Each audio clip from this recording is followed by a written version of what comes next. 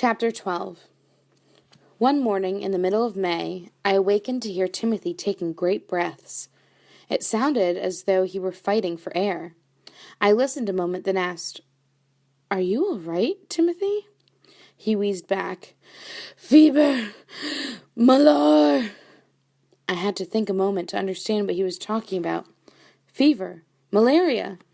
I reached over to touch him. His forehead was burning hot. His breathing coming in big, harsh sighs, he said, "I got malar again, Philip. 'Twill go away, but fetch some water." When I had had fever in Virginia and at Skarlroo, my mother had given me aspirin and then put cold cloths on my head. But we had no aspirin on the quay, of course, and the water was always warm. I poured some water from the keg and gave it to him. He gulped it and then fell back on the mat.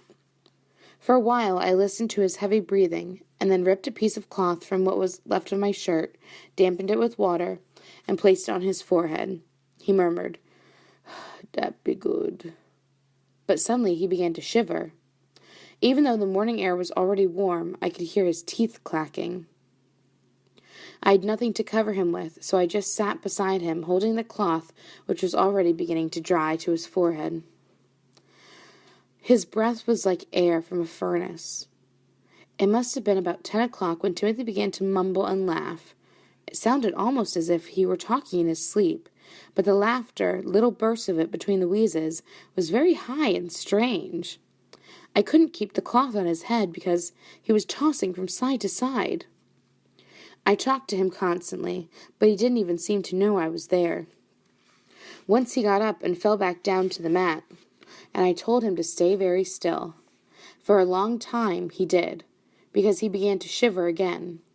When that ended, the mumbling and high laughter started all over. At about noontime, the mumbling got worse, and I could feel him trying to get to his feet. I clung to his arm, shouting for him to lie down again, but he threw me aside as if I weren't there. I could hear him crashing down the hill toward the sea, the frightening laughter echoing back. I followed the trail of laughter, then I heard splashing and knew he'd gone into the water. I yelled, "Timothy! Timothy, come back!"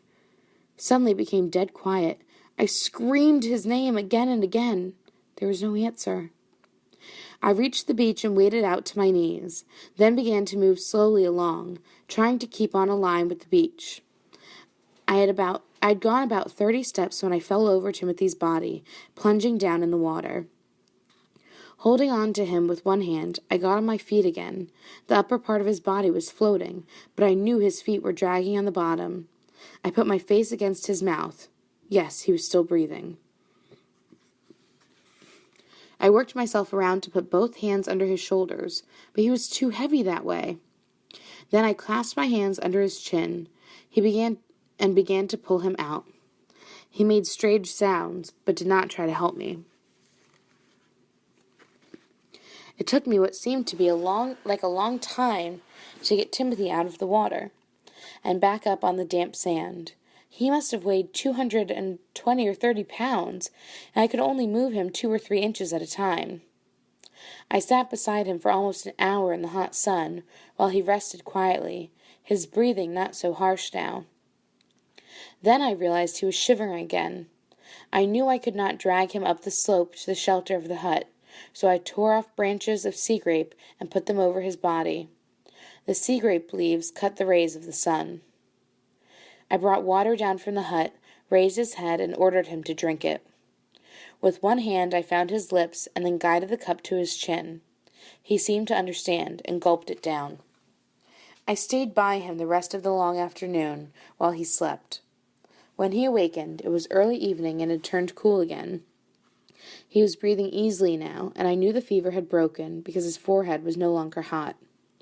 Sitting up, he said weakly, "How did I get down here?" I told him he'd run down the hill. "Dat devil, de fever," Timothy sighed. I said, "You went into the water. You scared me, Timothy." "Dat be true," he said. "My head burned with fire, and I put it out." I helped him to his feet, and we went up the hill together, Timothy leaning on me for support for the first time. He never really regained his strength.